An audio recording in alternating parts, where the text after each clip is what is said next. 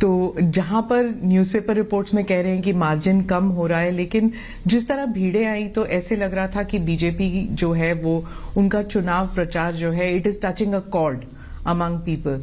तो आपके हिसाब से कि बीजेपी कहां पर है त्रिपुरा में, क्या भारी बहुमत के साथ जीतने वाले हैं या फिर नेक टू नेक चल रहा है यहाँ पर? देखिए, हम त्रिपुरा के अंदर हमारी सीटें भी बढ़ाएंगे और वोट प्रतिशत भी हमारा बढ़ेगा। और इसका सबसे बड़ा परिचायक है कि यहां पर जिस कांग्रेस पार्टी के ऑर्गेनाइजेशनल कैडर के सैकड़ों लोगों की हत्या कम्युनिस्ट शासन में हो गई थी, वो कांग्रेस पार्टी ने बहुत कम सीटें लेकर कम्युनिस्टों के साथ समाधान किया है। और जो कम्युनिस्ट पार्टी कभी त्रिपुरा में किसी के साथ नहीं जाती थी, वो कम्युनिस्ट पार्टी ने भी कांग्रेस के साथ समाधान किया है। इसका मतलब है वो दोनों ये बात को स्वीकार कर चुके हैं कि हम अकेले भारतीय जनता पार्टी को नहीं हरा सकते, और ये हमारे लिए बहुत अच्छी पोजीशन है।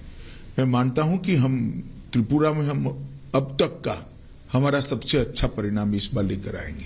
तो ये अगर गठबंधन तय है, तो जब गठबंधन इस तरह बन रहा है कि कांग्रेस, लेफ्ट पार्टीज, मतलब everybody get together to defeat BJP, ये एक सोची समझी अगर रणनीति है, तो क्या ये आप समझते हैं इसके लिए एक it's a big challenge for the BJP? देखिए, आप पत्रकार हैं इसलिए इस तरह से सोच रही है स्मिता जी। मैं मेरी पार्टी का कार्यकर्ता हूं, मैं इसको अलग दृष्टिकोण से देखता हूं। मेरी पार्टी को इससे आत्मविश्वास बढ़ना चाहिए, क्योंकि हम इतने ताकतवर हो गए हैं कि कोई अकेला लड़ना नहीं चाहता। अगर ताकतवर हुए हैं तो हमने एक आत्मविश्वास के साथ जनता के बीच में जाना चाहिए, और हमने 5 साल में जो करा है वो बताना चाहिए। जो हमने बताया अब तक के चुनाव परिणाम के अंदर, मैंने 4 रैलियां करी हैं, 3 रोड शो करे हैं। मैं आपको बताता हूं कि आज का रोड शो का जो दृश्य मैंने देखा है, मैं कई बार त्रिपुरा आया, पार्टी अध्यक्ष के नाते भी आया हूं, कैंपेन में भी आया हूं, गृह मंत्री के नाते भी आया हूं, और चुनाव के बगैर भी आया हूं, मगर ऐसा दृश्य मैंने मेरे जीवन में नहीं देखा। जी, वो मैंने देखा, भीड़ बहुत थी। लेकिन जो त्रिपुरा के जो लोग हैं वो अक्सर कहते हैं कि जो लोगों की जो सोच है वो सेंटर लेफ्ट है ज्यादातर। लेकिन पिछले इलेक्शन में आपने चलो पलटाई का जो नारा दिया था, उसके बाद क्या आपको लगता है कि विश्वास अभी भी लोगों का आपकी पार्टी पर है? देखिए, चलो पलटाई का नारा आप सरसरी तौर पर देख रहे हैं। हमने सरकार बदलने के लिए चलो पलटाई नहीं कहा था, मुख्यमंत्री बदलने के लिए चलो पलटाई नहीं कहा था, या पार्टी इन पावर बदलने के लिए चलो पलटाई नहीं किया। हमने चलो पलटाई का नारा त्रिपुरा की स्थिति बदलने के लिए दिया था, और आज हमने स्थिति को बदला है। जैसे मैं आपको बताता हूं, आमतौर पर सरकारी कर्मचारियों के लिए वामपंथी दलों से बहुत सारी अपेक्षाएं होती हैं। यहां पर कई सालों से वामपंथी दल सरकार में था, 5वां पे कमीशन इनको तनख्वाह में दिया जाता था। हमने आने के बाद 7वें पे कमीशन को देने का काम किया, और बजट भी अच्छे करे हैं, फिस्कल डेफिसिट बढ़ाए बगैर, तो रेवेन्यू जनरेट हुई। इसके साथ साथ हमने हिंसा को समाप्त करने का वादा किया था, और हमने हिंसा को समाप्त किया है। हमने नशे के कारोबार को, जो बांग्लादेश की सीमाओं से आता है, उसको रोकने का वादा किया था। आज मैं आत्मविश्वास के साथ कह सकता हूं, हमने त्रिपुरा के अंदर नशे के कारोबार पर बड़ी कठोरता से नकेल कसी है, और इसका जनता में एक अच्छा मैसेज है। और हम इस बार नारा लेकर आए हैं, त्रिपुरा शांत हो चुका है, त्रिपुरा में अब वायलेंस नहीं है, अब त्रिपुरा को समृद्ध बनाने का समय आया है। मोदी जी और माणिक शाह की ये डबल इंजन की सरकार ने वो वादे को पूरा करने के लिए भी अब तक बहुत कुछ किया है। पहले विप्लव देव जी ने किया, अब माणिक शाह जी कर रहे हैं, और मोदी जी का जो केंद्र से गरीब कल्याण का थ्रस्ट है, वो गांव तक परकोलेट हुआ है। माणिक जी और विप्लव जी को आपने जो चेंज किया, उससे एक इमेज भी जाता है कि कंट्रोल सब दिल्ली से होता है। अब आप इसकी व्याख्या इस तरह से कर सकती है, परंतु ये पार्टी का सिस्टम है, और कंट्रोल करने के लिए कोई बदलाव नहीं होता है, किसी भी कार्यकर्ता का ज्यादा उपयोग करने के लिए बदलाव होता है। तो कभी न कभी कोई राज्य से सेंटर में आता ही है। आज हमने विप्लव देव जी को राज्यसभा का मेंबर बनाया है, हरियाणा जैसे महत्वपूर्ण राज्य का प्रभारी बनाया है जो दिल्ली के मुहाने पर है, और इसके साथ साथ राष्ट्रीय मंत्री भी बनाया है। तो वो केंद्र की राजनीति में अपना अच्छे से योगदान दे रहे हैं। त्रिपुरा की राजनीति में भी माणिक साह जी के साथ रहकर उनको सहायता कर रहे हैं जी। तो इसको कोई इस प्रकार के दृष्टिकोण से देखने की जरूरत नहीं है। अखिल भारतीय पार्टियों को जब राष्ट्रीय स्तर पर कार्यकर्ताओं की जरूरत होती है तो स्वाभाविक रूप से कार्यकर्ता को सेंटर पॉलिटिक्स में ले जाते हैं। मैं मानता हूं ये प्रमोशन है, इसको और कोई दृष्टि से नहीं देखना जी। प्रद्युत जी जो है वो तिपरा मोथा की तरफ से वो बहुत किंग मेकर जैसे उनका इमेज बन गया है कि अगर हंग असेंबली होते हैं तो वो किंग मेकर बनेंगे। मीडिया भी उनकी तरफ क्यूरियोसिटी हंग बननी ही नहीं है, फिर क्या है कोई इस विषय का चर्चा करे। हंग नहीं बननी है, पूर्ण बहुमत के साथ भारतीय जनता पार्टी की सरकार काउंटिंग के दिन आप देख लीजिएगा 12 बजे के पहले क्योंकि यहाँ कॉन्स्टिट्यूएंसियां छोटी हैं, 12 बजे के पहले पूर्ण बहुमत से भारतीय जनता पार्टी की सरकार बन जाएगी। उत्तर पूर्वी राज्यों में 2 और राज्यों में चुनाव हो रहे हैं, आपके हिसाब से उन दोनों राज्यों में भी क्या ऐसे मुद्दे हैं जो आपको what you think is important? देखिए, समग्र उत्तर पूर्व के अंदर नरेंद्र मोदी जी के प्रधानमंत्री बनने के बाद हमने उत्तर पूर्व को बदलने के लिए बहुत कुछ किया है। सबसे पहले उत्तर पूर्व के अंदर आज शांति है। कई सारे उग्रवादी संगठन थे, कई सारे उग्रवादी संगठनों के साथ हमने समझौता किया है। बोडोलैंड का समझौता हुआ, आरबी जनजातियों के साथ समझौता हो गया हमारा। यहां पर त्रिपुरा में ब्रू और रियांग अमानवीय तरीके से 40,000 परिवार 25 साल से ज्यादा समय से रहते थे, उनको सेटल कर बसाया गया। यहां पर भी NLFT के साथ समझौता किया गया। लगभग 8,000 से ज्यादा आर्म्ड कैडरों ने आत्मसमर्पण कर मेन स्ट्रीम में आना पसंद किया है। तो जो उत्तर पूर्व को पहले ब्लॉकेड, बम धमाके, इंसर्जेंसी के लिए जाना जाता था, आज इसकी जगह वहां रोड बन रहे हैं, सभी राज्यों में रेल पहुंचने को आई है, सभी राज्यों में एयरपोर्ट्स दिए गए हैं। जहां एक एयरपोर्ट था वहां त्रिपुरा जैसे राज्य में दूसरा भी हम बना रहे हैं। तो ढेर सारा विकास का काम नॉर्थ ईस्ट को इससे विकास से युक्त बनाने का काम प्रधानमंत्री जी ने कहा है। और 8 साल के कम समय के अंतराल में प्रधानमंत्री जी स्वयं 51 बार नॉर्थ ईस्ट आए, 51 टाइम। आजादी से अब तक किसी भी प्रधानमंत्री की फ्रीक्वेंसी नहीं रही है, और हर 15 दिन में एक केंद्रीय मंत्री को कंपलसरी यहां आना है। इसके साथ साथ कोरोना के समय से जो परंपरा शुरू हुई है फ्री चावल देने की, सबसे ज्यादा फायदा अगर किसी एक क्षेत्र को आबादी के प्रतिशत में हुआ है तो नॉर्थ ईस्ट के अंदर हुआ है। और आज नॉर्थ ईस्ट के गरीब को यह मालूम पड़ गया है कि मेरे घर को कंप्लीट करने का काम नरेंद्र मोदी जी ने किया है। आइडेंटिटी पॉलिटिक्स बहुत बड़ी चीज होती है उत्तर पूर्वी राज्यों में, मतलब उनकी जो आइडेंटिटी है वो अगर मिट ना जाए, उसको प्रिजर्व करके रखना, स्पेशली ट्राइबल एरियाज में, ये बहुत एक सेंसिटिव मसला है। तो मेघालय और नागालैंड में चुनाव होने वाले हैं, वहां पर ये इशू उठ रहा है? नहीं, मगर उनको अब तो 9 साल में परिचय हो गया है। मीडिया जो हमारे लिए अफवाहें फैलाता था कि हम आएंगे तो आपकी आइडेंटिटी चली जाएगी, आपकी भाषाएं चली जाएगी, उल्टा मोदी जी के आने के बाद लोकल लैंग्वेजेस और स्ट्रेंथी हो गई और मजबूत हो गई। अब प्राथमिक शिक्षा स्थानीय भाषाओं में होने लगी है।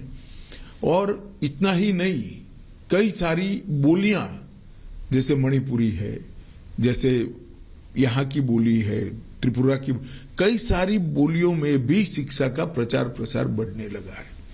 बोडोलैंड में भी उनकी भाषा में प्राथमिक शिक्षा होने लगी। तो उनकी आइडेंटिटी को और मुखर कर मजबूत करने का काम भारतीय जनता पार्टी की सरकार ने की है। एक भी राष्ट्रीय पर्व ऐसा नहीं है जिसमें नॉर्थ ईस्ट के कलाकारों ने दिल्ली के प्लेटफॉर्म पर परफॉर्म नहीं किया है। उनके लिए देश भर के अंदर स्वीकृति बढ़ी है। नरेंद्र मोदी जी के लिए कई पत्रकार एनालिसिस करते करते आर्टिकल लिखते हैं तो मैं पढ़ता हूं कि भाई नरेंद्र भाई ने रोड कनेक्टिविटी बढ़ा दी, नरेंद्र भाई ने एयर कनेक्टिविटी बढ़ा दी, नरेंद्र भाई ने रेलवे से उत्तर पूर्व को जोड़ दिया। ये तो किया ही है प्रधानमंत्री जी ने, मगर प्रधानमंत्री जी ने सबसे बड़ा काम अगर किया है तो उत्तर पूर्व और बाकी के भारत के हिस्सों के बीच में जो मन की दूरी थी उसको समाप्त कर दिया है।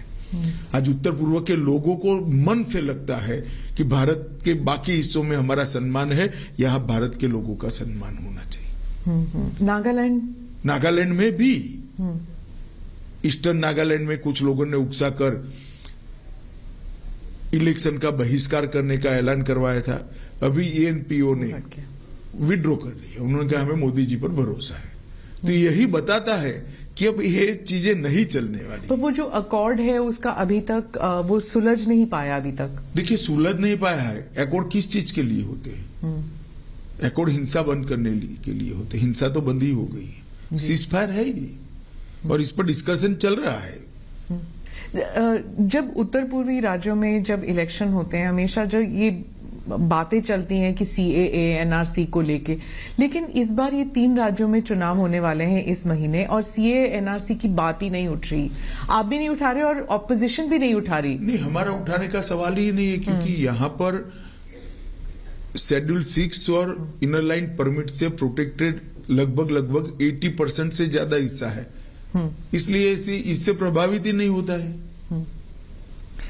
सर, जनजाति लोगों की जो समस्याएं हैं उनको किस तरह दूर किया हुआ है बीजेपी ने, और ऐसा आपको क्यों लगता है कि जो जनजातीय समुदाय है बीजेपी को वोट देगी इस बार? देखिए, मैं आपको बताता हूं, जनजातीय समुदाय की बहुत सारी दिक्कतें थी। एक तो मन से वो उनकी स्वीकृति चाहते थे। नरेंद्र मोदी जी ने बड़े प्यार से जनजातियों को गले लगाने का काम किया है। इतने सालों के बाद पहली बार कोई राष्ट्रपति जनजातीय समाज से बनी है। इतने सालों के बाद पहली बार जनजातीय गौरव दिवस भगवान बिरसा मुंडा की जन्मदिन के पर मनाया जा रहा है। इतने सालों के बाद 1857 से पहले से जिन जनजातीय स्वतंत्रता सेनानियों ने देश को स्वतंत्र कराने के लिए योगदान दिया, इसके 10 बड़े बड़े म्यूजियम 200 करोड़ की लागत से बनाए जा रहे हैं। एकलव्य स्कूल लगभग 300% बढ़ जाएंगे। तो ये बहुत बड़ी उपलब्धि है। उनको लगता है कि ये सरकार हमारे लिए सोच रही है।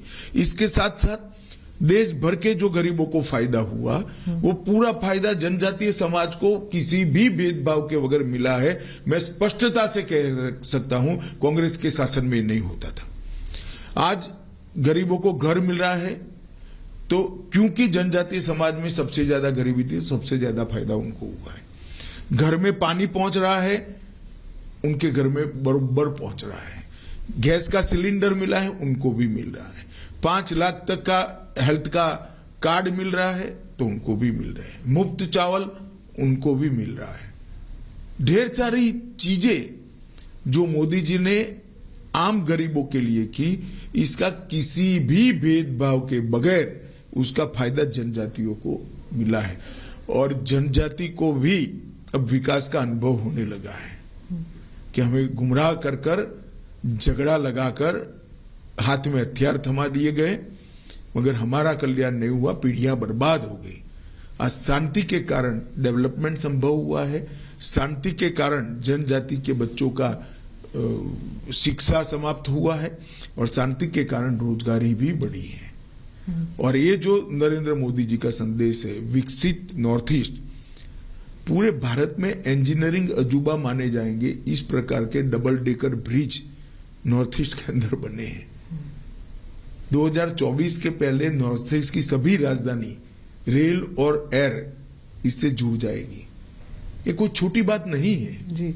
आप मिलिटेंसी की बात करते हैं तो मैं अब दक्षिण की ओर रुख करती हूँ। आप सैटरडे को, शनिवार को आप कर्नाटका में थे और आपने पीएफआई की बात की कि बीजेपी की सरकार है जिसने पीएफआई को बैन किया, और थोड़ा सा उसमें विवादास्पद बयान ये भी था कि कांग्रेस जो है वो पीएफआई को उकसा रही थी। तो वहां पर जो कर्नाटका के जो कांग्रेस लीडर्स हैं वो इस बात से काफी नाराज हैं कि ये टिपिफाई किया आपने कि कांग्रेस और पीएफआई एक थी। मैंने ऐसा नहीं किया कांग्रेस और पीएफआई एक थी। मैंने ये कहा कि पीएफआई के कैडर पर अलग अलग प्रकार के केस थे, वो केस को समाप्त करने का प्रयास कांग्रेस सरकार द्वारा किया गया जिसको कोर्ट ने रोका है। अब इसमें इनको बुरा लगाने जैसा क्या, या तो आप प्रयास न करते, प्रयास करोगे तो सुनना पड़ेगा। और दूसरी ओर हमने पीएफआई को बैन किया है, सफलतापूर्वक बैन किया है। और मैं मानता हूं कि पीएफआई इस देश में धर्मांधता और कट्टरता बढ़ाने वाला ऑर्गेनाइजेशन था। टेररिज्म का एक प्रकार से रॉ मटेरियल तैयार करने का वो लोग प्रयास कर रहे थे।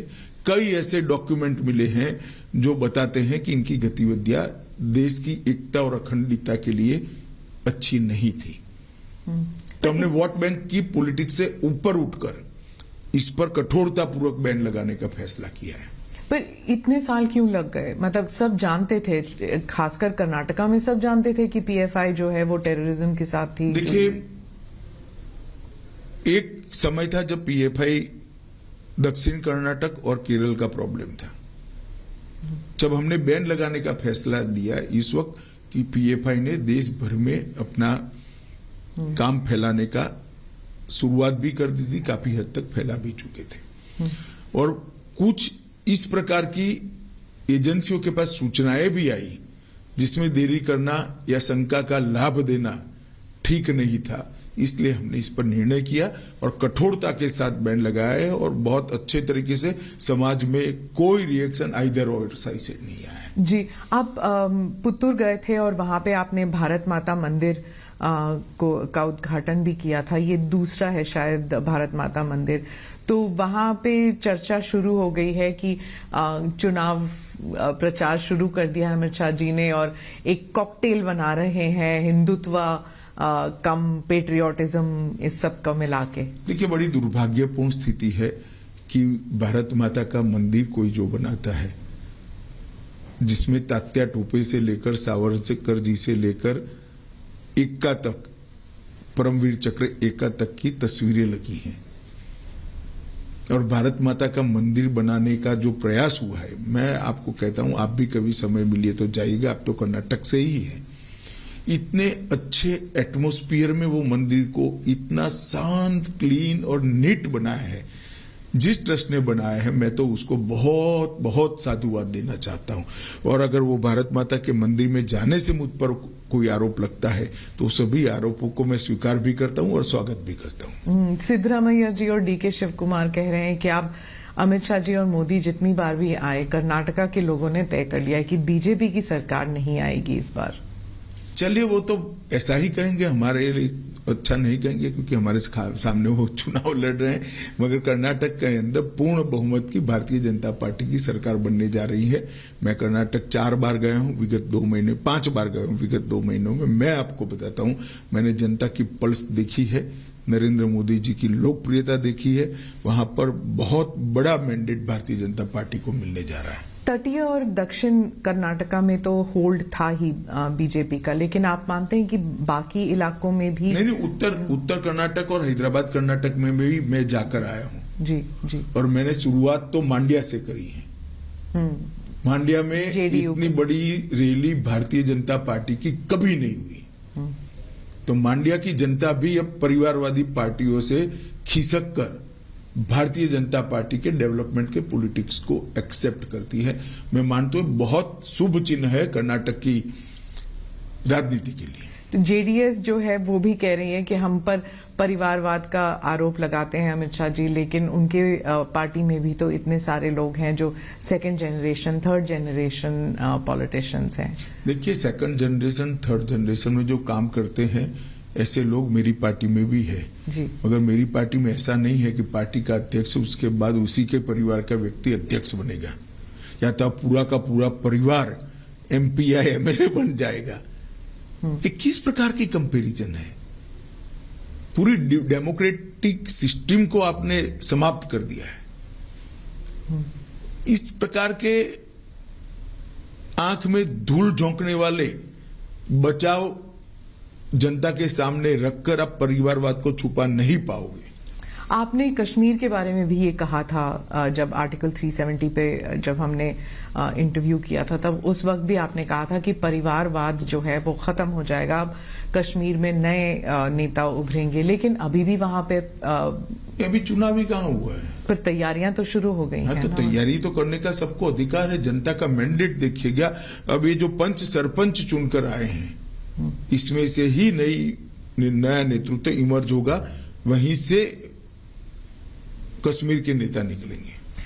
सर, जहां पर आप ऑपोजिशन की पार्टीज पर परिवारवाद का आरोप लगाते हैं, वहीं कांग्रेस जो है अब आप पर, आपकी पार्टी पर, आप पर नहीं, आपकी पार्टी पर मित्रता का आरोप लगा रही है कि मित्र, बीजेपी के जो मित्र हैं, अडानी जी के बारे में कहा जाता है कि उनको सभी कॉन्ट्रैक्ट्स मिल रहे हैं और बीजेपी जो है उनका जो डिफेंस है वो इतना नहीं है, इतना स्ट्रांग नहीं है। अभी सुप्रीम कोर्ट ने केस का संज्ञान लिया है। देश की कैबिनेट के सदस्य नाते जब सुप्रीम कोर्ट ने किसी मैटर को सीज किया हो, उस वक्त मेरे लिए बोलना ठीक नहीं होगा, परंतु इसमें बीजेपी के लिए कुछ छुपाने को नहीं है और ना किसी बात से डरने की जरूरत है। जी, निर्मला जी ने भी कहा था संसद में कि हमें कांग्रेस से करप्शन के बारे में सीखने की जरूरत नहीं है, कि मतलब वो हमको जो पाठ पढ़ाने की कोशिश कर रहे हैं, हमको आपसे सीखने की जरूरत नहीं है, ये उन्होंने संसद में कहा था। लेकिन राहुल गांधी जी की पूरी स्पीच जो है सिर्फ अदानी अदानी अदानी पर था।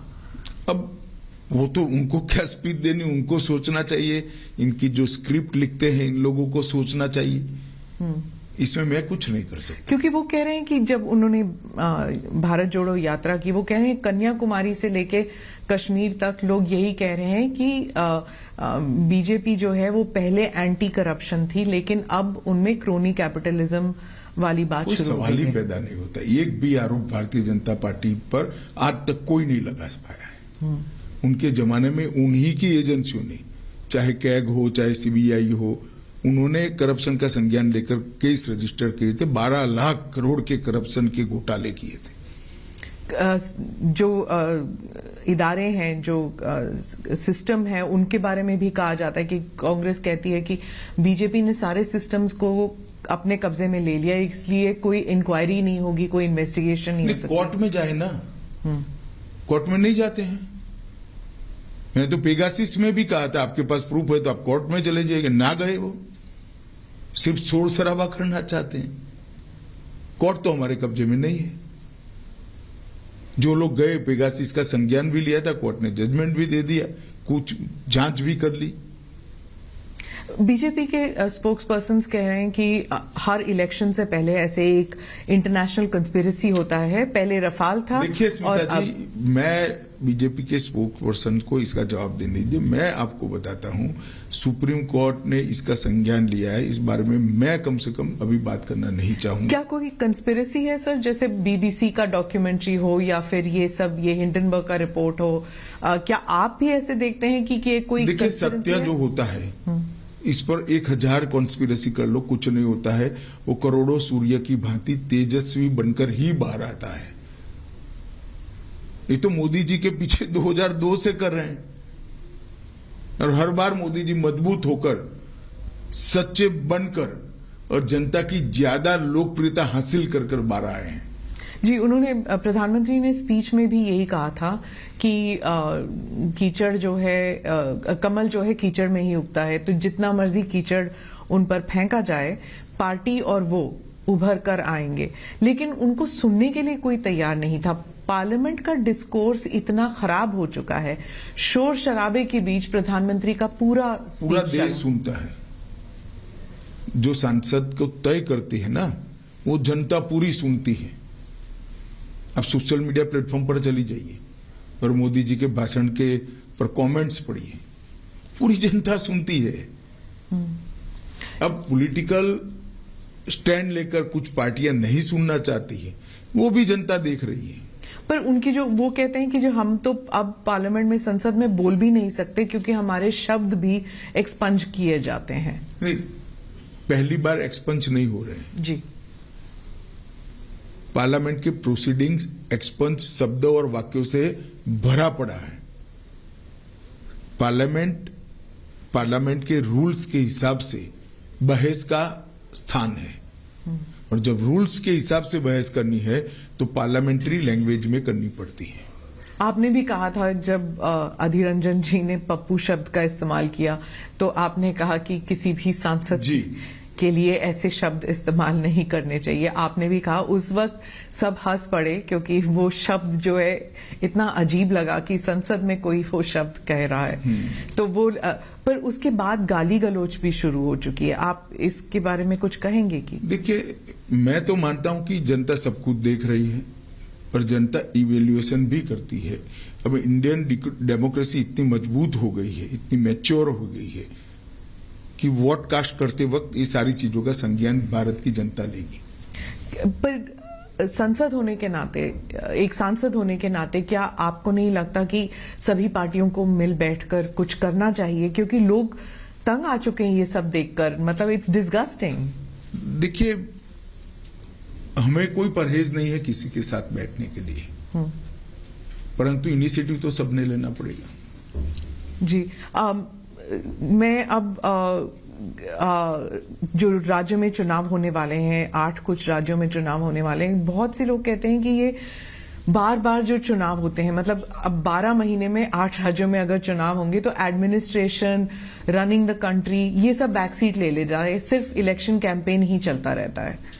इसके लिए प्रधानमंत्री जी ने पंचायत से पार्लियामेंट के चुनाव एक साथ कराने का एक विचार देश की जनता के सामने रखा है, सभी दलों के सामने भी रखा है, पार्लियामेंट में भी उन्होंने बोला है, और मैं मानता हूं कि समय आ गया है कि इस पर विचार होना चाहिए। पर कब होगा ये? मतलब अब देखिए, इसमें सबसे चर्चा तो करनी ही पड़ेगी, सबसे चर्चा कर कर ही ये हो सकता है, मगर प्रधानमंत्री जी के विचार रखते ही एक बहस तो छिड़ गई है। सब लोगों को लगता है कि हर साल चुनाव होना, हर महीने चुनाव होना, वो लोकतंत्र के लिए भी ठीक नहीं। इसका एक ही समय निश्चित कर लिया जाए। प्रधानमंत्री राजस्थान गए थे। अब राजस्थान, छत्तीसगढ़, कर्नाटका और मध्य प्रदेश, ये 4 बहुत बड़े राज्य हैं जहां पर चुनाव होने वाले हैं।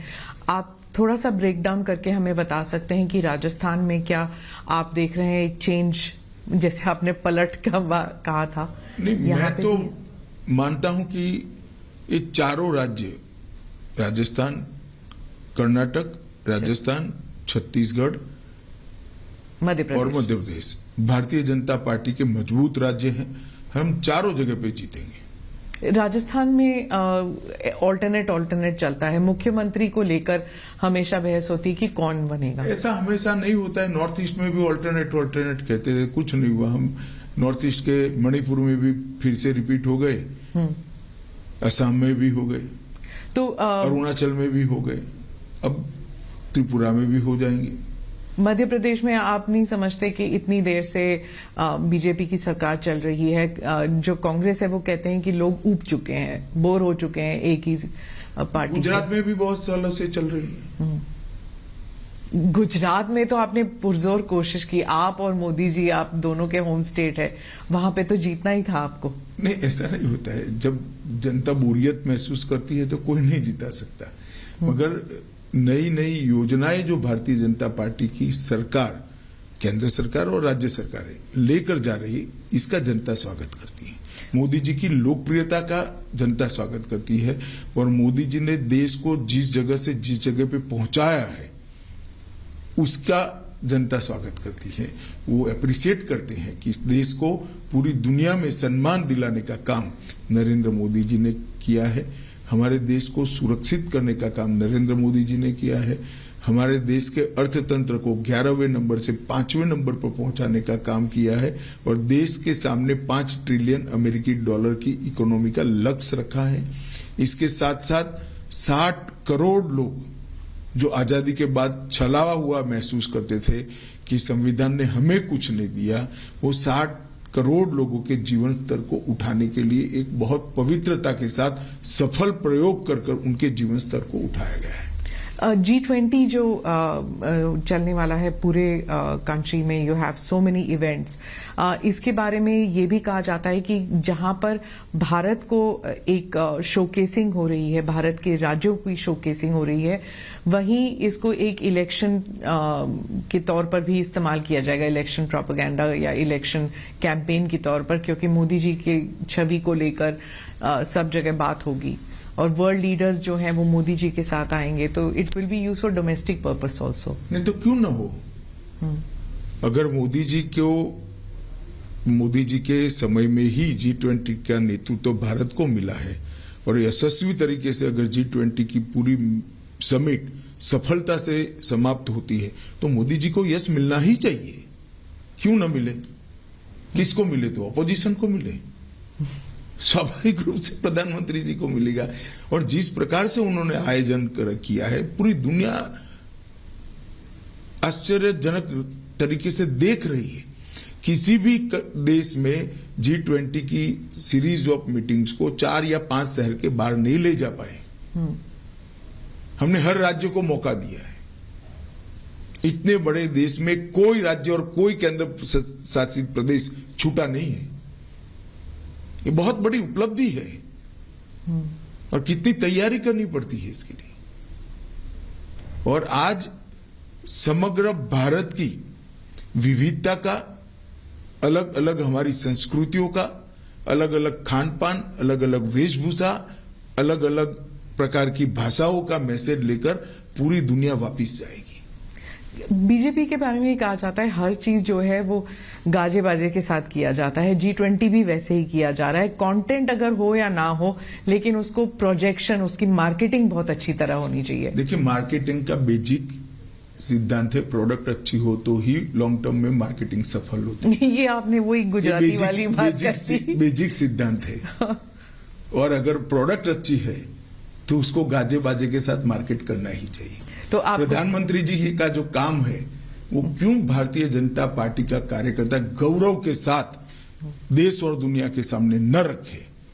75 साल के अंदर भारत को इतनी तेजी से आगे बढ़ाने के लिए जो प्रयास हुए हैं, सिर्फ प्रयास नहीं, सफलता भी मिली है, उसको गौरव के सामने देश और दुनिया, गौरव के साथ देश और दुनिया के सामने रखना चाहिए।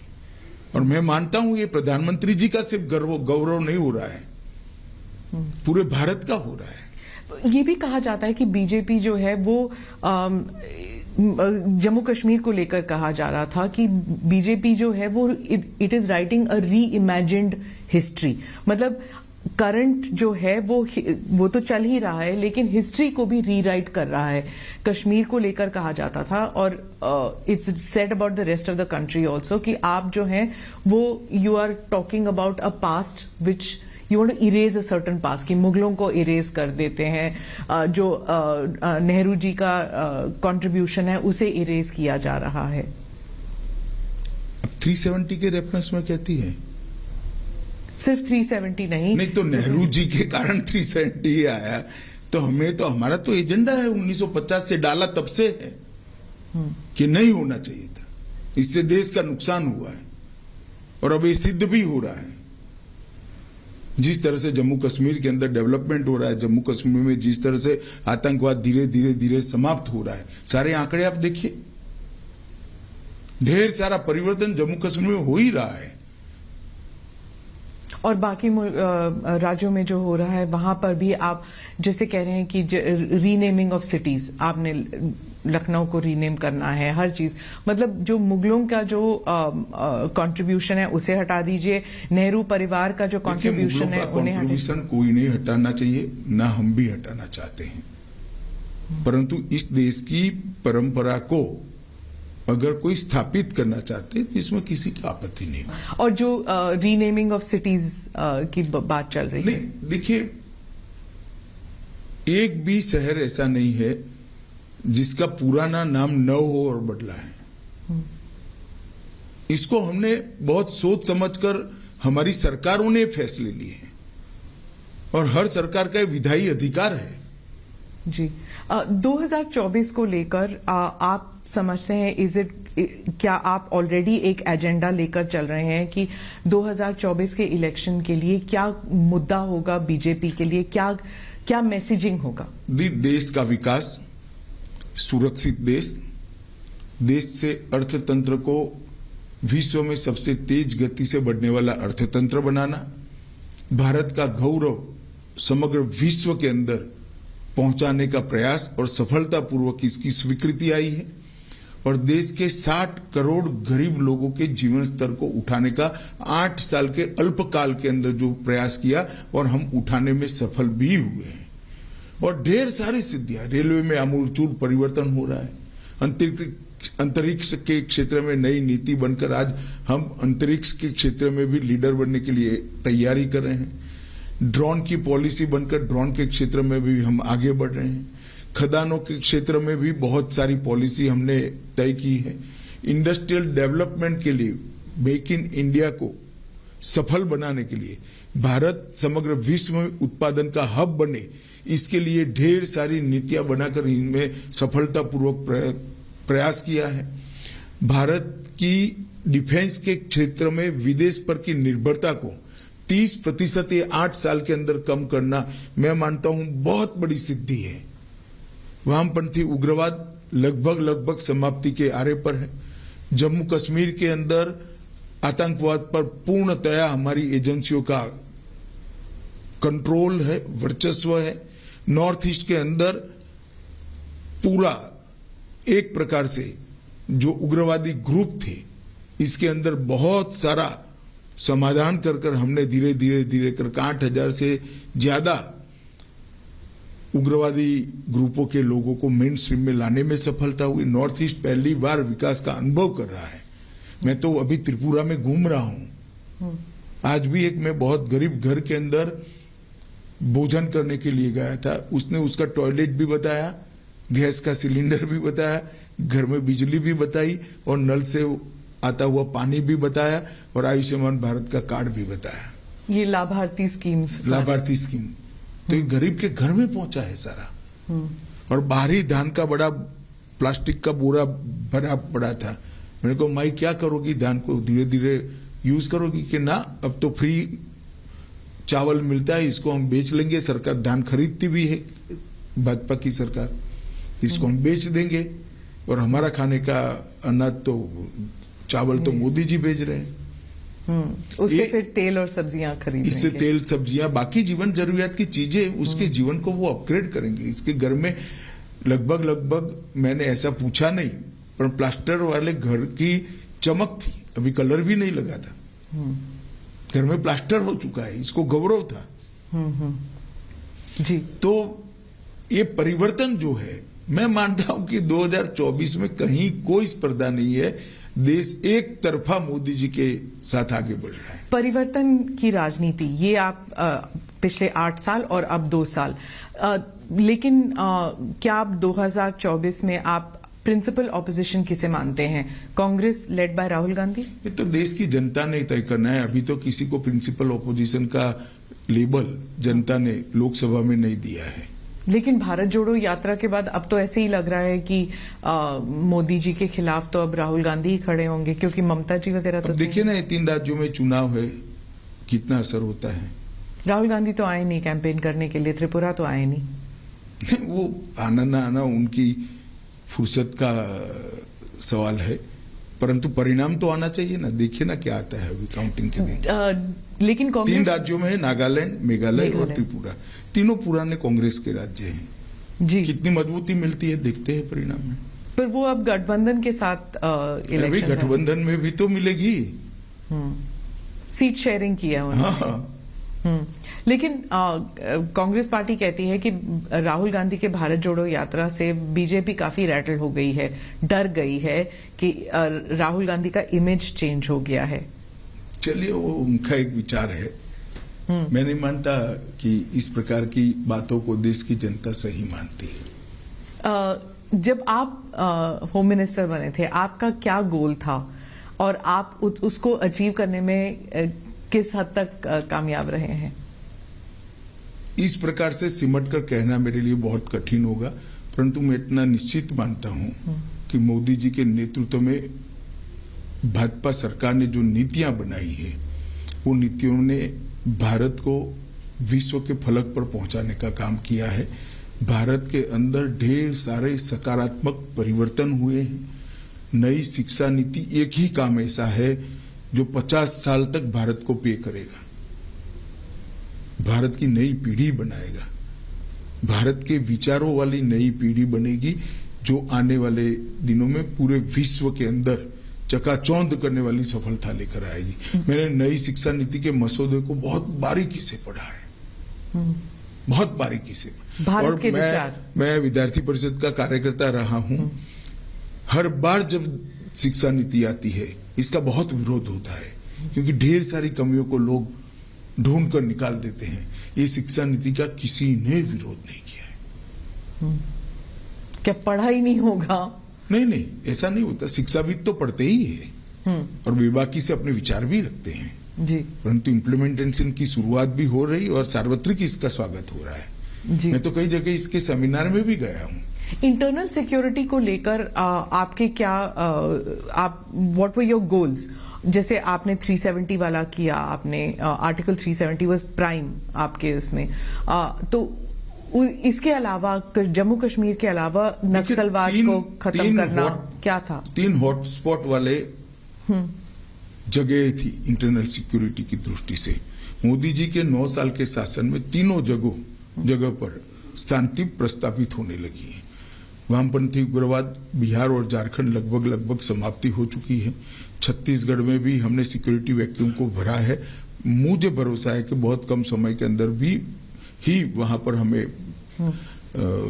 सामान्य स्थिति बनाने में, बहाल करने में फायदा होगा। 20 साल के बाद पहली बार हताहत होने वाले नागरिक और सुरक्षा कर्मियों का योग 100 के नीचे आया है 20 साल के बाद, और 1/3 जिले रह गए। बहुत बड़ी उपलब्धि है। इसी तरह से जम्मू कश्मीर में भी टेररिज्म से रिलेटेड सभी प्रकार के आंकड़े, जब से टेररिज्म शुरू हुआ तब से लेकर आज तक सबसे अच्छी स्थिति में है। करोड़ों यात्री जम्मू कश्मीर जा रहे हैं, सुरक्षा से यात्रा कर वापिस आ रहे, टूरिस्ट जा रहे हैं, कोई दिक्कत नहीं है। इतने बाय एयर पैसेंजर कभी नहीं गए थे जितने अभी गए हैं। तो ये बहुत बड़ा परिवर्तन है और नॉर्थ ईस्ट में आप देख ही रही है। खालिस्तान जो मूवमेंट है, उसके जो टेररिस्ट हैं बाहर से उनको समर्थन दे रहे हैं। इंटरनली इंडिया में भी जैसे चंडीगढ़ में भी कुछ लोग निकले थे बाहर। वायलेंस बढ़ता जा रहा है, खालिस्तान जैसे वर्ड फिर से इस्तेमाल होने लग गए हैं। देखिए, ये सालों से होता है, हम इस पर गंभीरता से वॉच बनाए रखे हुए हैं। पंजाब सरकार से भी हमारी चर्चाएं होती है, सभी एजेंसियों का कोऑर्डिनेशन अच्छा है। मुझे विश्वास है कि हम इसको पनपने नहीं देंगे। क्या हम कनाडा, यूके इन सब से इंटरनल सिक्योरिटी को लेकर उनसे बात कर रहे हैं हम? देखिए स्मिता जी, इस प्रकार की बातों को सार्वजनिक रूप से प्रकट करना न नेशनल सिक्योरिटी के लिए अच्छा है, न गृह मंत्री के लिए अच्छा है। जी, वो मैं समझती हूँ, लेकिन लोगों को डर जरूर लगता है कि फिर से 80 का दशक फिर से। हमारी क्रेडिबिलिटी है, किसी को डरने की जरूरत नहीं। जी, आप राउंड अप अगर हम करें कि इंटरनल सिक्योरिटी के मामले में हम लोग जब आपकी सरकार आई 2014 से और अब तक सबसे एक खास उपलब्धि आप कौन सी मानेंगे? कहा ना, तीनों थिएटर के अंदर बहुत बड़ा बदलाव आया है जी। 8000 से ज्यादा इंसर्जेंसी ग्रुप के लोगों ने नॉर्थ ईस्ट अकेले में हथियार डाले हैं।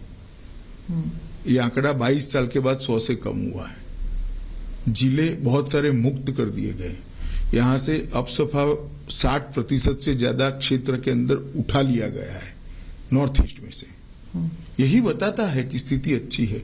करोड़ों यात्री, टूरिस्ट और यात्री जम्मू कश्मीर का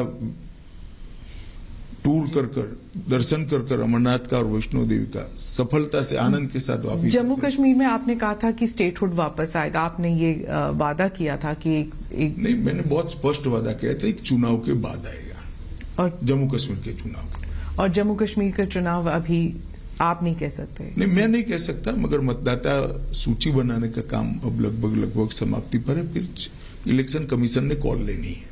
महबूबा मुफ्ती और उमर अब्दुल्ला कहते हैं कि पहले कभी ऐसे नहीं हुआ था कि कोई चुनाव नहीं हो रहे, इतने सालों साल चुनाव नहीं हो रहे, and there is a system of getting things done, लेकिन वो हो नहीं रहा है।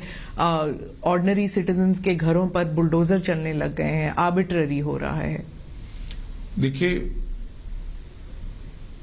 अगर मनमाने तरीके से, गैरकानूनी तरीके से कुछ भी हो रहा है तो सब कोर्ट में जा सकते हैं। एक बात, जहां तक चुनाव का सवाल है, उनको कभी क्यों पंच, सरपंच, जिला पंचायत, तहसील पंचायत के चुनाव की याद नहीं आती है? वो हमारे ही शासन में हुए हैं। 70 साल से आप लोगों ने नहीं करे थे। 3 परिवार अपना कब्जा बनाकर जम्मू कश्मीर में बैठे थे, और आज ये सारे चिल्ला रहे हैं। एक भी जगह घटना होने के बाद में फारूक साहब कश्मीर से इंग्लैंड चले गए थे। किसके समय में टेररिज्म बढ़ा? किसने बढ़ने दिया? इसका जवाब उनको देना चाहिए। महबूबा जी तो कह रही हैं कि बीजेपी ने तो जम्मू कश्मीर में पैलेस्टाइन को छोड़िए अफगानिस्तान बना दिया है। चलिए, आप बहुत सीरियसली ले रही उनको। लेना तो पड़ेगा ना सर, वो है जी, तो जी। वो, मगर वास्तविक स्थिति का आकलन कर सीरियसली लेना चाहिए। पर वो आजकल तो वही है। अभी तक तो कोई नेता उभरे नहीं है। अभी भी उमर अब्दुल्ला है और महबूबा है, फॉर्मर चीफ मिनिस्टर हैं। नहीं, वो तो है ही जी। एक बार बनने के बाद पूरा जीवन सभी लोग फॉर्मर रहना ही पड़ता है।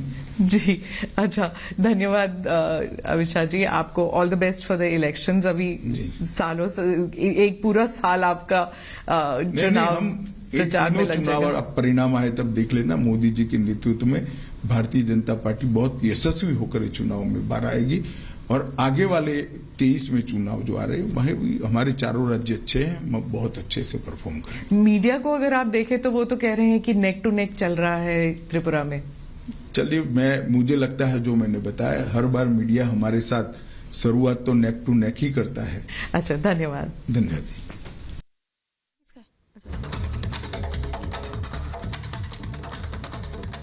और आप देखिए, त्रिपुरा के चुनाव से लेकर हर मुद्दे पर अमित शाह ने अपनी बात रखी है, जिसमें 370 का भी जिक्र किया गया है। और आपको याद होगा जम्मू कश्मीर में किस तरह से शांति स्थापित हुई है, उसके बाद यह भी उन्होंने बताया है।